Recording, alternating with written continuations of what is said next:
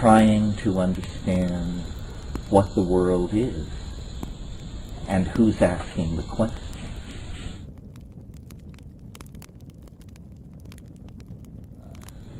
I guess the title of tonight's talk is Linear Societies and Nonlinear Drugs, which is something that I just had to pull out of the air when Ken finally slammed me to the wall for what I would be talking about this night many months ago. But more and more for me, especially with this group, these things have become sort of summations and I guess I hope convivial examinations of just where we are, we each and every one of us, and then this enterprise, whatever we mean by that, in the context of everything else that's happening in the world. In other words, the psychedelic experience, the entheogenic experience contextualized. And as I try to think about, what, if anything, I can bring to the party, I guess it's that what I'm interested in is psychedelics as a philosophical tool. And when I concretized that for myself, I realized there's no claims on that part of discourse. No one wants to do this. Academic philosophy is done in a very formal manner, and the most exciting is incredibly stuffy. And yet, I, like most of you, I assume, have taken on board in my life this thing called the psychedelic experience, which is then as large a portion of my being as my sexuality, my politics, my education. It shapes everything. And yet nowhere in the world of philosophical discourse is there any genuflection, at least overtly, made to this. I mean, maybe not since Plato. We talked about shadows on the wall of the cave and so forth and so on. Well, so what can psychedelics and the psychedelic experience bring to philosophy? And what do I mean by philosophy? By philosophy I mean the enterprise of discursive thinking, trying to understand what the world is and who's asking the question. Where did the world come from? Where is it bound? And who's along for the ride? And it seems to me that we, as a community, have, this is sort of hard to wrap your mind around, at least for me, but we have, in a sense, inculcated into ourselves the image of an underclass, so that we struggle for legal toleration of our practices and our habits, but we don't struggle for intellectual legitimation of our vision.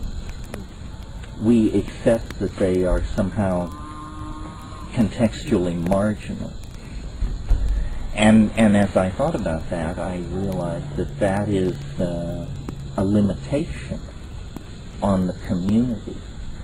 That the information which is coming from the psychedelic experience as interpreted by Western people is primary evidence for the need for a major paradigm shift in the whole way the Western mentality does business. Well, what kind of evidence and what kind of shift? Well, there's a lot of talk in our community, and there has been for many, many years, about shamanism. And when we seek to legitimize ourselves through a historical argument, we reach back to shamanism and we say, we're part of something which is 100,000 years old and worldwide, and touched the spirit long before the shadow of the cross fell over Jerusalem, and so forth and so on. All true.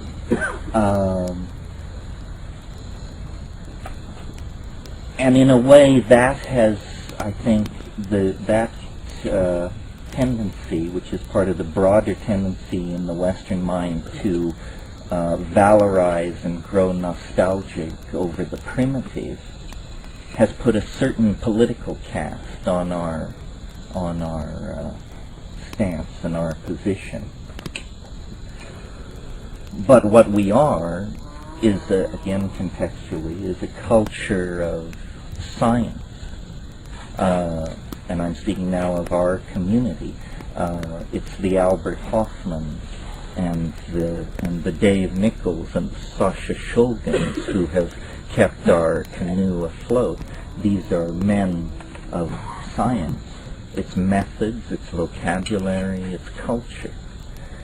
We have not, though we certainly honor those people and love them, as their rhetoric is not the primary rhetoric of the larger community of psychedelic users, which tends toward this, as I refer to it, this shamanistic aboriginal nostalgia.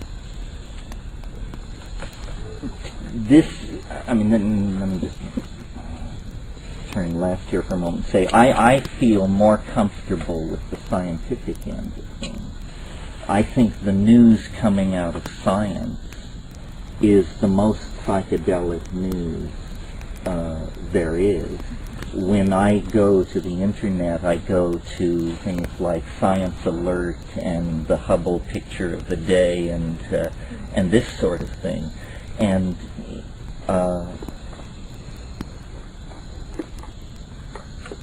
our community as a whole, I think, is not involved enough in incorporating the vistas. While we struggle to legalize psychedelics, psychedelic thinking is everywhere triumphant, because the instruments built by linear science throw open doorways on the unimaginable, and the most revered and hoary hefes of the scientific establishment have to genuflect before this stuff. I mean, what am I talking about? Well, for example, Science magazine wrote last week that the most important scientific breakthrough of 1998 was the apparent observation and agreement upon that observation by the astrophysical community of a cosmological constant. This sounds like very deep physics, but if I give it to you as a headline, what it means is the entire universe, every atom and every empty space of it, is ruled by a very weird force that has now been seriously known to science for precisely 5 months. A force which is apparently going to overcome gravity's tendency to collapse the universe and to cause it to expand in a very explosive and counterintuitive and psychedelic fashion that is the complete confoundment of the core science that Western linear thinking has built. And of course there weren't riots in the streets and the electricity didn't fail, but at the very pinnacles of the antenna of the evolving civilization, there was a shudder felt in the force, you may be sure. So there are two much larger forces than our community that are in play in terms of shaping the cultural modality, and I would call them, what would I call them? Well, I would call one of them science. It's the other one that I'm having trouble with. It is everything which is not anchored in the rational.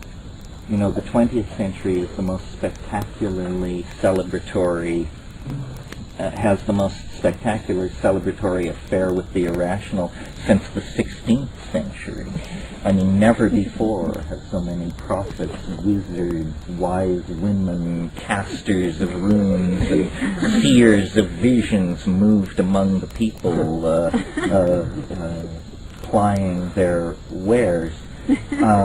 And part of this is brought on by the tension between the failure of the education system at the very moment of an inflationary expansion of knowledge, so that it's very hard to be au courant in all fields. And if you're not current in a field, then probably your version of that field is some kind of story, a myth. You know, I mean, if you can't keep up with quantum physics, why not fall back on archangels? You know, it requires less intellectual engagement or something like that. Discourse is fragmenting. Fields of discourse are evolving vocabularies so rapidly that the understanding of these vocabularies is not penetrating very far beyond the core group of workers.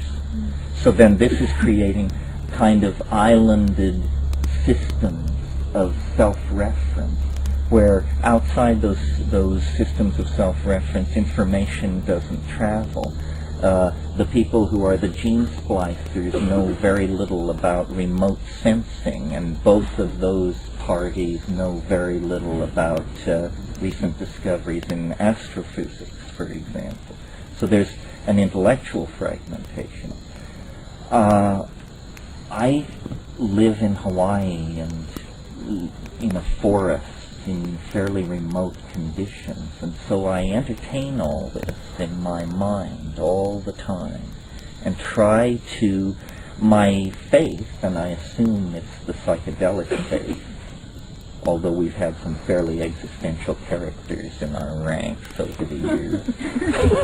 But the psychedelic faith, I think, is that the universe is beautiful in the Platonic sense, and therefore good and true. In other words, we're optimists. We're not flailing existentialists. We're not relativists, because we have a real standard to measure our spiritual coinage against. So we're not relativists. This is a point I'm really keen to make, because we're embedded in relativism. It's all around us. It's the air we breathe. But it is not inimical to the psychedelic community. I mean, I think the psychedelic experience is the only authentic source of reliable contact with the numinous. I mean, meditation and so on is all very fine, but it requires a leisure class involved in philanthropic support of this kind of foolishness, where the psychedelic experience is immediate and real. So now I've lost my way here. No, optimism. So I sit in Hawaii and I look at all this and I try to contextualize it and come out with a good story, because I think the best story will win. So if you can get together the best version of how it should all come out, so shall it be. And I work at this because in the past I've been very, very happy with the results between my interior fantasy and the unfolding of historical development. I mean, I wished for LSD, and then it happened, and then I dreamed of the internet, and then it happened. So I should keep at it. Definitely. And I recently read a very interesting book called 1,000 Years of Nonlinear History by Michael DeLanda. And if you get a chance, you should take a look at this. And he made a point which caused me to expand his point into this little thing I'm going to tell you now. But his point was that human beings are very involved in the movement of geological material, that as a species we move rocks around on a very large scale. And of course it's interesting that some of the earliest human structures are the most physically massive and weighty, like the Great Pyramid. So DeLanda made this point about our relationship with the geological stratigraphy of the Earth, and that cities were a kind of geological extension of the process of crystallization, carried on through the intermediation of a biological unit, i.e. intelligent primates who are building these structures.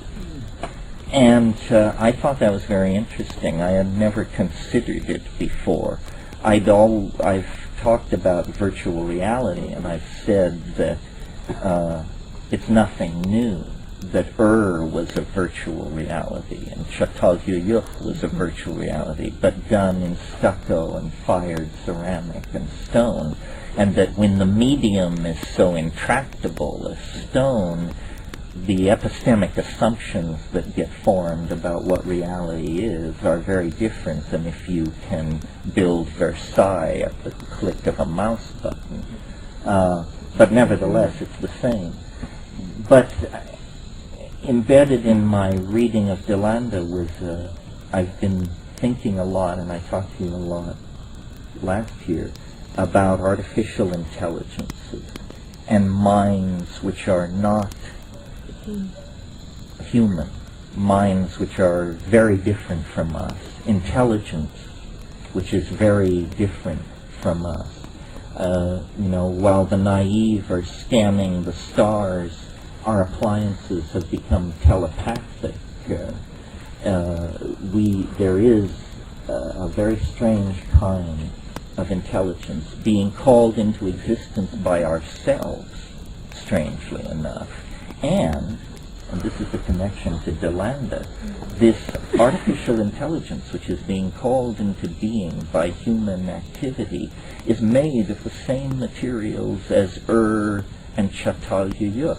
It's made of ceramics, glasses, and metals. It's that. So then I took this on board and thought about it, and I've sort of come to some kind of cyber-pantheistic Emersonianism, which is, here, I'll give it to you as a headline and then work backwards so that in case I forget what I'm saying, it won't be lost to suffering mankind. The Earth's strategy for its own salvation is through machines, is what it is.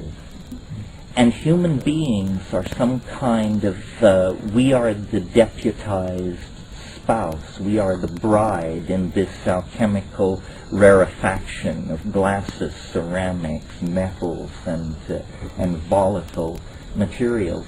Apparently, the Earth is like some kind of an embryonic or fetal thing.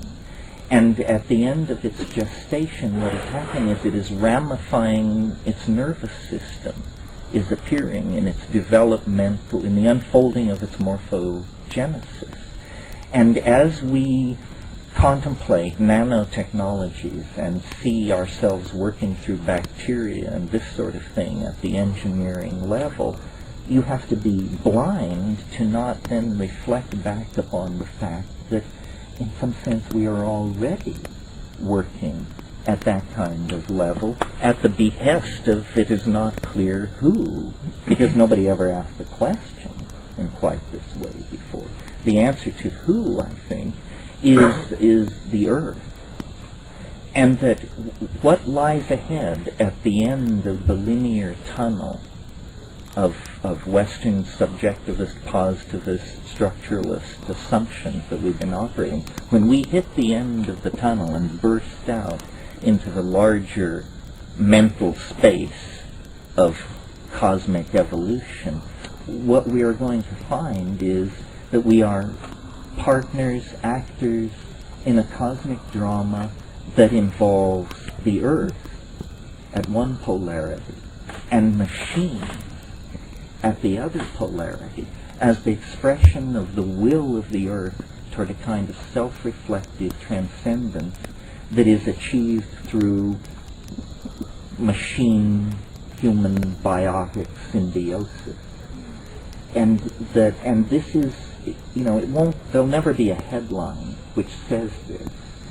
Some people won't even notice that it's happening, because these large-scale processes can be described by many metaphors at many depths. But I'm telling you, I think this is what's going on. The reason I like this story is because it's not a story about processes out of control. It's not a story about human guilt. It's not a story full of we musts and we should. It's a story which gives honor to every part of the unfolding experience field. In other words, biology, technology, human culture, human traditional values, transcendent human dystopian values. It's a story of things on course, on time, and under budget. And I assume that's how nature really operates, and that we live inside some kind of anxiety-producing culture that is a necessary, I don't want to say evil, but a necessary response to conditions of stress. There are processes which let waste, nuclear waste buildup, urbanization, land disturbance. There are processes which, if allowed to run on indefinitely, would wreck the whole system and pitch it into chaos. But Confucius said, no tree grows to heaven. And what he meant by that is it's fruitless to project any process to infinity, because any process projected to infinity creates some kind of catastrophic scenario. If no fruit flies died in 6 months, the Earth would spin out of its orbit from the weight of fruit flies. No, I don't think that.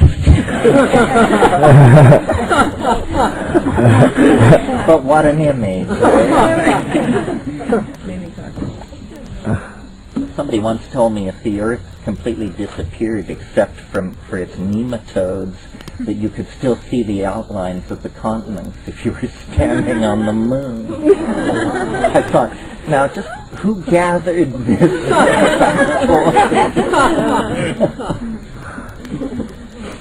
So then, to bring this back around a little, where is the psychedelic experience in all of this?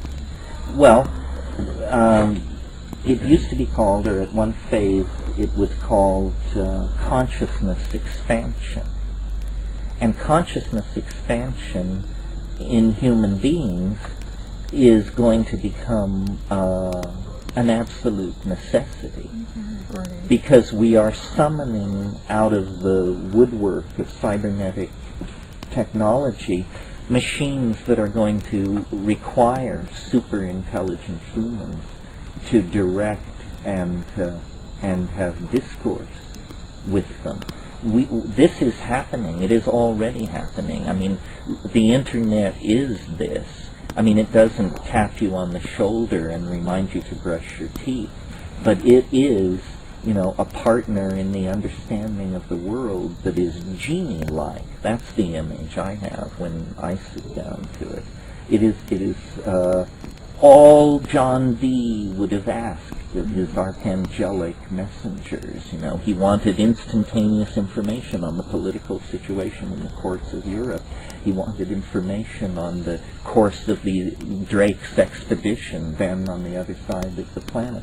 The internet is this kind of magical, intelligent prosthesis. And as I said, there won't come a dramatic moment I think, a la Lawnmower Man or something like that. These things are much more seeping. The only people who in fact can see the game move against the background of the forest pattern are psychedelic heads. You have to think about this stuff, and you have to develop vocabularies for catching it in action. This is what the game of being an intellectual is, I think. Trying to see the process of morphological unfoldment in action and guess the direction in which it's headed. Because it's inevitably headed toward greater density of information at greater speeds, higher level integrated metaphors, visually rather than textually displayed, transformation of such graphic and glyphic elements over time, it becomes more and more like the interface of a computer, more and more like some kind of machine environment. I mean, we have thought for, I assume, at least 100,000 years, maybe much longer.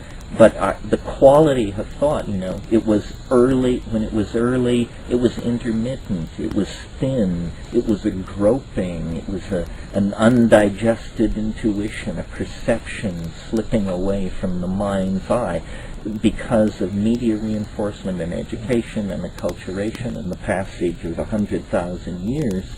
The voice of the mind, the logos, has grown stronger, but now it takes an exponential leap forward into visualization, into manifestation through this information processing prosthesis that integrates us all.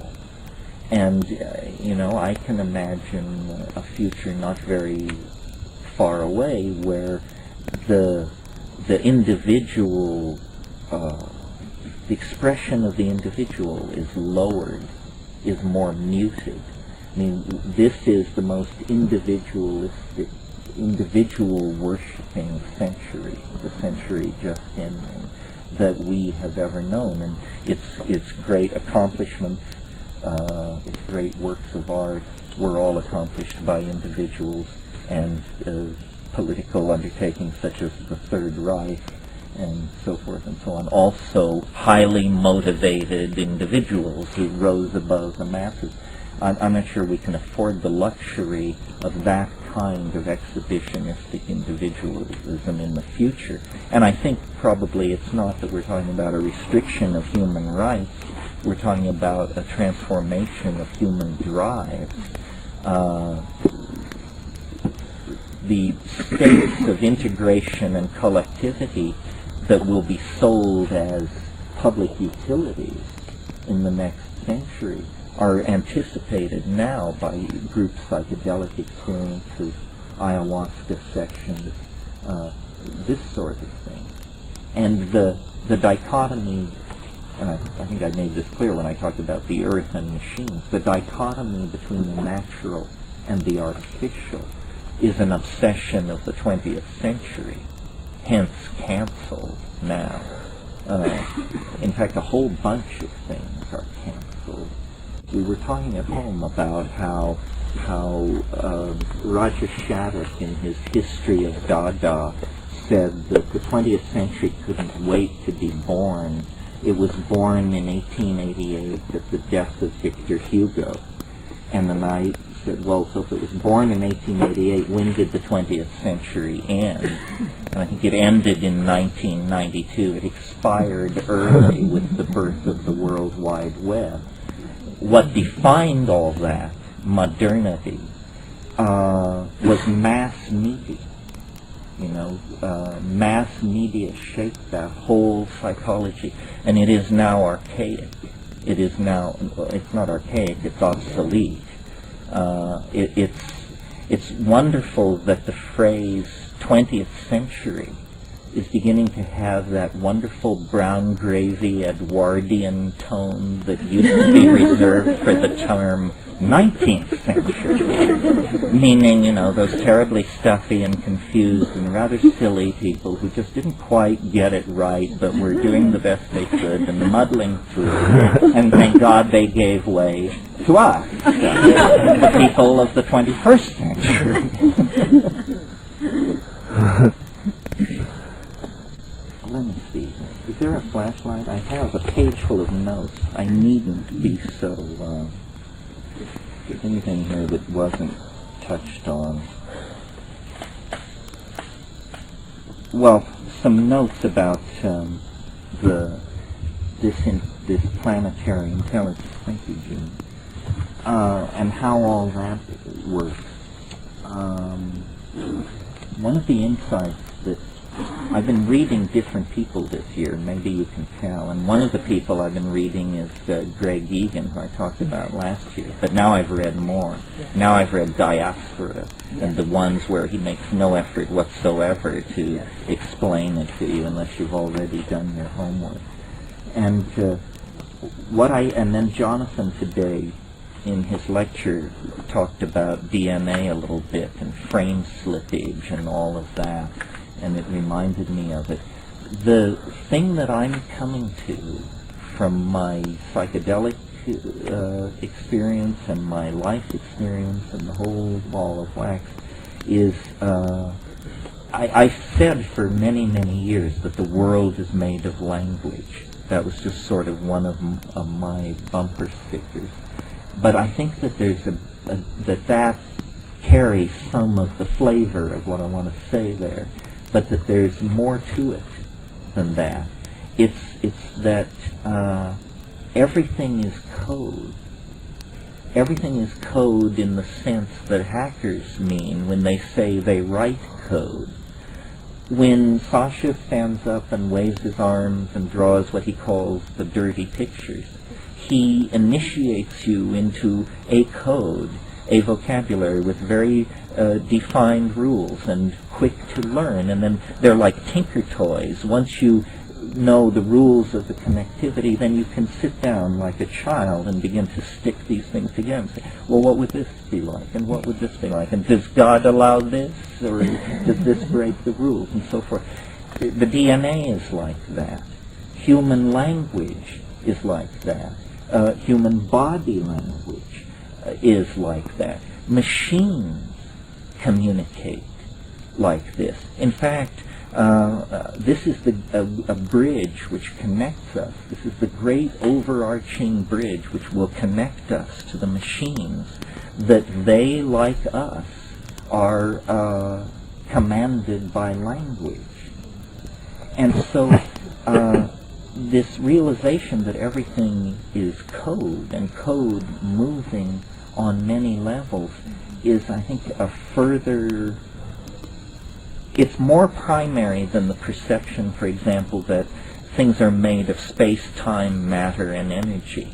That's one level below code.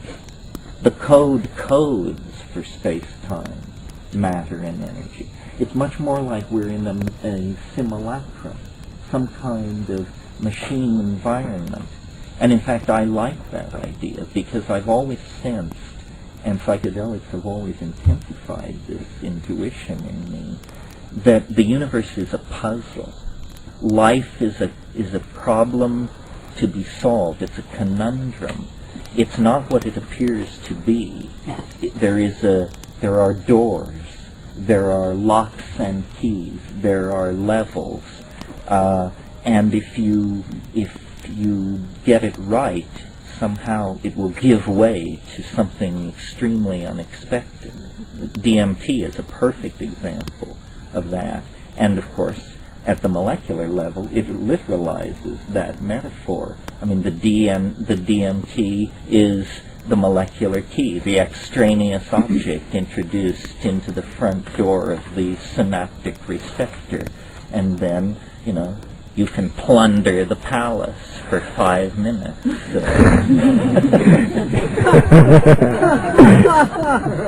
Well, if the world is code, then it can be hacked.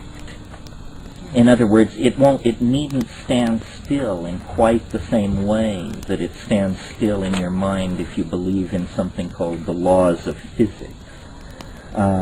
It permits magic because it says behind the laws of physics is a deeper level, and if you can reach that deeper level, you can make changes there. And this leads on to something that I wanted to say about an earlier theme, where I was talking about the legitimation of the community's intuition. It's something that we always kick around at these things, or I always bring it up in some form, is where do the hallucinations come from? We arrived late last night after a 24-hour trip from Hawaii that was just hell, or as much hell as modern airlines can legally inflict upon us. and got stoned, and then we were laying there, and it always happens when you're cut off from cannabis for long periods like that. Return to it; it's 10 times as strong, and the hallucinations were exquisite. And, I've been looking at hallucinations now for 30-some years. And I looked at these last night and I thought, if someone would ask me what were they like, what would I have to say? And I had said, indescribable. Indescribable. And I looked and looked, and I could look to my heart's content, and they were indescribable. So we always come around to this question, where do the hallucinations come from? And I suppose the unconscious reductionists among us, and I don't mean that they're unconscious, I mean that they unconsciously use reductionism, probably assume that it's some kind of like iteration thing, that bits and pieces of everything you've ever seen are rolling in some kind of neurological kaleidoscope that can run forever and just produce this endless download of drifting imagery. But there's a problem with that, because this stuff is too coherent, it means too much, it's too emotionally charged. Well, we have never really rallied as a group to try and locate in our combined opinions the one or several sources of these images. And I think that, and I talked a bit about this last year, but I think this is legitimate perception of thoughts, places, things, times, and objects that either have existed somewhere in the universe, or do exist, or have existed in the minds of beings somewhere, sometime in the universe. In other words, that we have to begin to take seriously the consequences of generalizations like quantum connectivity. In other words, it's one thing to bask in the light of the overarching metaphor, which says everything is connected to everything else. It's quite another thing to say, and so then what are the consequences for me of this? And the answer seems to me to be that the imagination, the inside of our heads, really is the most vast frontier imaginable. And we must leave it for future generations, or maybe not generations, but future evolutionary biologists to figure out why an animal nervous system would evolve a propensity for accessing Bell non-local data. In other words, quantum mechanically accessible data at a different level of the physics of things. There must be a reason. And in the same way that the problem of speciation posed a problem for 19th century biology, this can pose a problem to our thinking without it sinking our intellectual enterprise. It is for some more sophisticated future group of thinkers to understand why this is so. What we have to grapple with is that it is so. That it is so. That, you have the Hubble telescope inside of you. You have inside of you an informational gathering instrument that can give you good intelligence about things so immeasurably distant from this point that to state it in numbers and units is meaningless. It's just elsewhere, the elsewhere of the absolute infinity of the plenum of imagination in which apparently beings rise and fall like plankton in the sea. And of course the psychedelics are the naturally evolved nanomachinery of the Gaian matrix that knits together this cosmic ecology, this system of living relationships. I'm not impatient with the idea of extraterrestrial life or intelligence, just its pop regurgitation.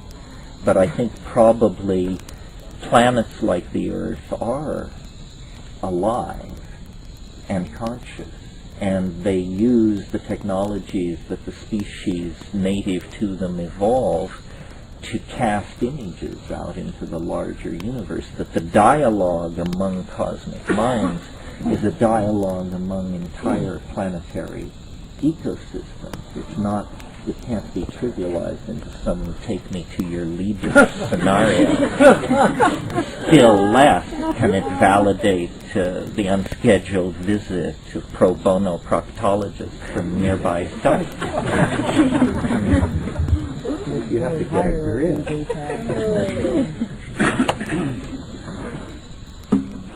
Oh, I know. One other thought that in assessing this year in science, I talked about omega, the cosmological constant, and that is really incredible.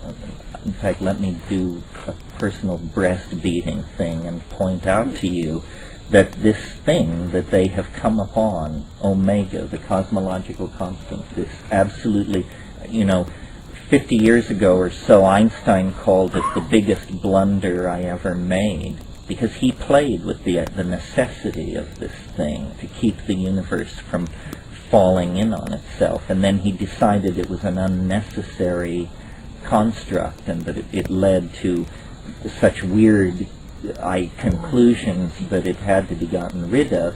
And so that was all very well and good until these recent measurements of the distances of certain supernovae carried out independently by several teams of astrophysicists brought the news that the universe is expanding faster than the laws of physics allow. And when they looked at how much faster, they realized that it called the cosmological constant back into existence. Well, but here there are a couple of things about this cosmological constant that are very counterintuitive. The first is that it acts on empty space. It does not require matter to manifest. It is a property of space itself, the cosmological constant. The second thing is it's a repulsive force that is growing stronger and stronger. Forces don't grow stronger and stronger. They grow weaker and weaker. Gravity grows weaker, light grows weaker, everything grows weaker. This force, as time progresses, gets stronger and stronger. Well, that means when you project it out toward, billions of years into the future, it becomes the dominant force.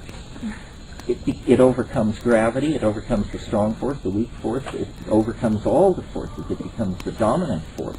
The other thing about it is that it becomes stronger not on an even slope, but asymptotically it becomes stronger. Well, now this produces something very much like what I've been yakking about since 1971, the novelty wave, the so-called time wave. It too grows stronger and stronger through time, and it too has this kind of built-in asymptotic acceleration where it experiences a kind of inflationary expansion in power. The two map over each other very well. But when you talk, returning now to the cosmological constant, when the astrophysical community realized the consequences of taking this on board, they realized that it was dissolving the entire model of what cosmology has been throughout the 20th century. Because what it's really saying, this discovery, less than 6 months old, is that space itself is in the act of exploding, that the universe is on the cusp of an inflationary phase of expansion similar to the inflationary expansion that occurred at the time of the Big Bang. What would this look like? What would it feel like? Nobody can even imagine. It is not upon us. I don't mean that. But I mean that in the near future of the universe, in the next billion or 2 billion years, things will change very, very dramatically. Everything will begin to rearrange itself according to the expression of this asymptotic power. So that was the biggest news in astrophysics. The other news, which has psychedelic implications, I think, also comes from astrophysics. As you may recall, last August, I think it was, I can't remember exactly, every man, woman, and child on Earth got the equivalent of a dental X-ray when there was a thing called a starquake on a magnetar, a magnetic neutron star 20,000 light years away, experienced a catastrophic collapse, and there was a wave of gamma rays that were turned on every light in the system when it hit the planet. An event like that had never been observed before. And I got to thinking about this, and I realized, we've only been looking for this kind of thing for 30 years. There's probably quite a bit of this kind of anomalous, high-energy, short-duration fluctuation of radiation going on in the galaxy. And then I had a kind of an image, I wouldn't say a vision, but a kind of an image of how things are really arranged on the larger level in terms of the galaxy. And the image was of a donut. And we're accustomed to being told that we're out at the edge of the Milky Way, where stars are few and far between, that this is the boonies, in other words. But I'll bet you the boonies are where biology thrives, because the low star density and the distance from the galactic core and these extremely energetic events at the core would create a kind of donut situation, where it's the toroidal area out near the rim where stars are slow burning and they don't collide with each other and planets can form, and you get the 5 billion year run you need to get to a civilization. But a rule of biology and strategy and everything, and religious practice as far as that's concerned, is seek the light. Well, the light is at the core. And so then I saw, maybe the true seeking of the light requires biology to go into partnership with something beyond biology, because the environment at the core is so energetic. And I'm not suggesting the actual core, that's beyond contemplation. That's a black hole. No technology imaginable can get even near the event horizon of an object like that. But I mean in the vicinity of the galactic core, where the star density is 200 to 300 times greater than it is in our vicinity. Those kinds of environments are so fraught with peril for biology that probably downloading ourselves into machine symbiotes of some sort is the only is the only way to go to those places. In one of Greg Egan's novels, he pictures a human future where this is one option.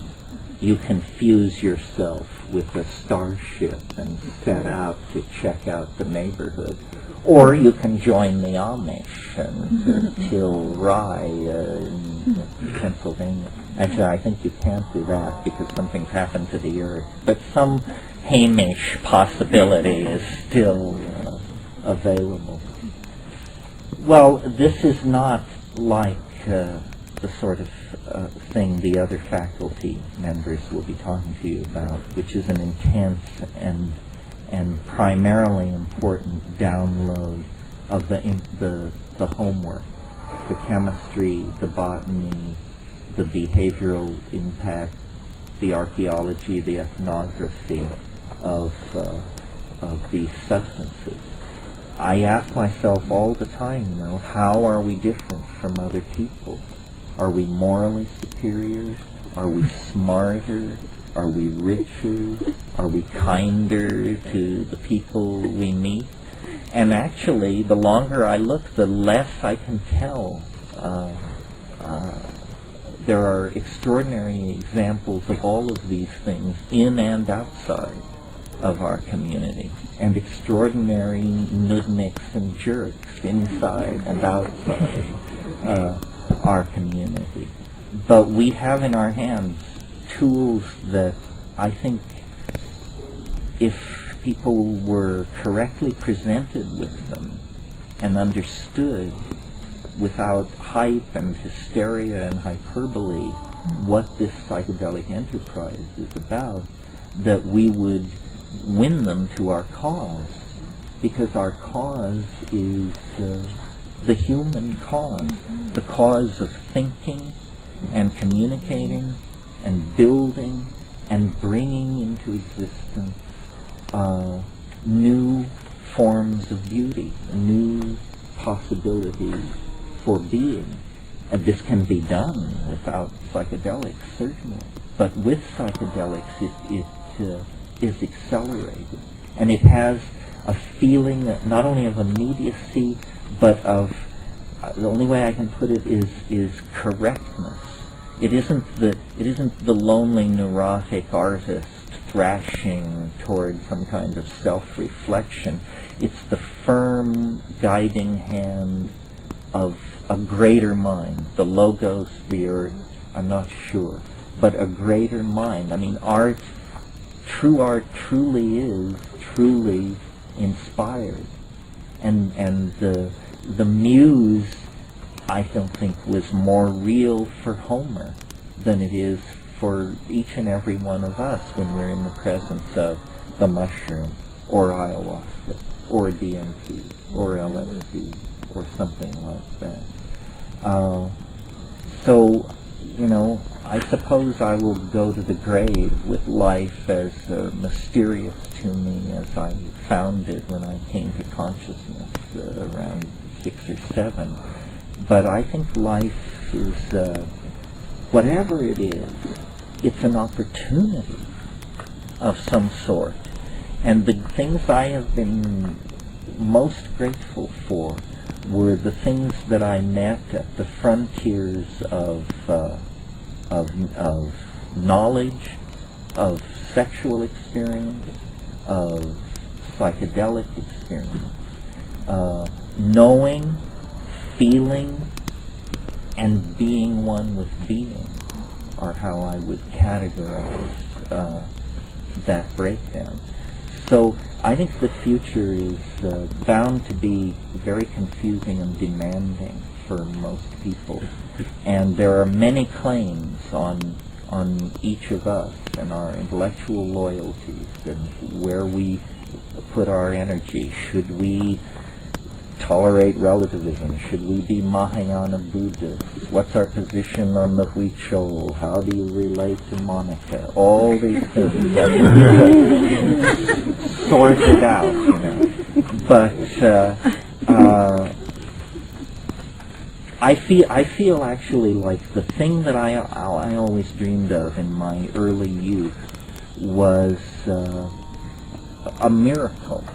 I didn't particularly like Dostoevsky's book In Search of the Miraculous, but I loved the title, and I used to just sort of chant it as a mantra. In search of the miraculous, just one.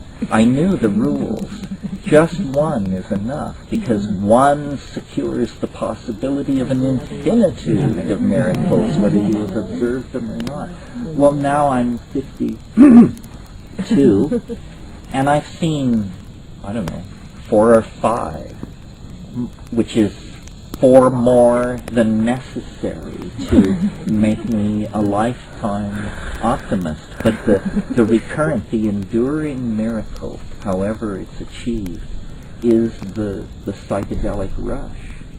You know, that giddying moment when all bets are off, all boundaries dissolve, the machinery of language fails, the adjectival wheel wells burst into flame, and then you achieve orbital velocity, and are in the presence of the thing. And I cannot believe that is not a salutary experience. And you've heard me say many times that how itchy it makes me feel to think that somebody could go from birth to the grave without having that experience. They can make of it what they want. They can denounce it. They can deify it. But one should have it, because it's one of the compasses, the primary compasses of being. And it's larger than the historical context. I mean, the point of this talk tonight was to talk about linearity and idea systems and the nonlinear impact of these drugs and the way they break down media bias. But all these intellectual ideas exist in the light of the sun of this unspeakable primary experience, and we can draw it, paint it, sculpt it, act it, dance it, drum it, and never take anything away from it, never define it, never occlude it. It is a miracle. It's like having the presence of a deity.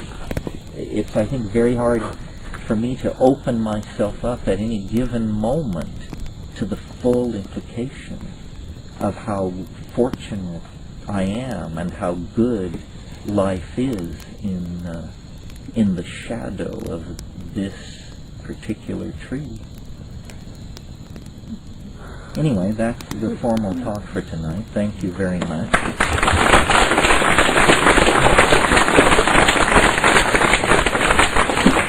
And now we'll entertain questions, which is usually much more fun. So, anybody got a take on that, or want to say something completely oblique, or anything else? Last year. Let's start with last year.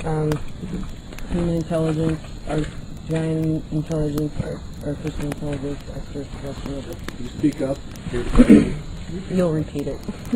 Well, the question is about the discussion about artificial intelligence. You mean the hierarchy of the relationship of these things? Well, I don't know. I guess it's becoming easier for me to be a mystic about the Earth than to think that we are going to be rescued by the Galactic Federation. I think that the Earth, that it's a profound connection. The Earth is the foundation of everything. It's the foundation of biology, and it's the foundation of machine culture and machine architecture. So, if you can imagine that a redwood is alive, it's much easier for me to imagine that there is some kind of slow-moving, telluric intelligence that may have begun as a homeostatic system. In other words, to stabilize the atmosphere, to create a chemical environment that had a momentum to it that wasn't driven by the cosmic ambiance. You understand what I mean? With feedback, perhaps. Yeah, feedback mechanism. And then, of course, people say, well, it's very hard to imagine it because there are no genes, there is no nervous system, there is nothing that we can quite... But I think that, first of all, we don't know a great deal about the Earth, the ocean currents, its magnetic fields, its 32 nutational and precessional motions, its core dynamics, its distribution of materials. It is complicated, and that's what's always required for self-referential and feedback systems to evolve. Life evolved on the surface of the Earth. Now, in the usual story of this, the Earth is not a major player, it's just sort of where it happened. But on the other hand, what if you took the view that the Earth permitted or coaxed into existence or made possible or encouraged or enzymatically catalyzed these processes? And the geomagnetic reversals, the glaciations, the ebb and flow of nitrogen levels in the atmosphere, all of this has pumped biology. And it's always been presented as, well, the cosmic the cosmic environment is unpredictable, and so you get fluctuations introduced from the outside by random factors, asteroidal impacts, so forth and so on. But again, this is just a first try with the data. This is just somebody blowing smoke, basically. The fact is you're presented with an extremely organized and coherent situation, the Earth with its many species and ecosystems, and you don't know how it got there. And you don't know where it's headed either. Now, our culture is a culture of guilt, and so the story of civilization is supposedly a story of rape, mayhem, turning the wrong direction, losing the connection. To some degree that may be true, but I think it gives much too much credit to humanity in that it actually hypothesizes that human beings, a primate species, could overwhelm nature's dynamic drive toward order and beauty and take control of things.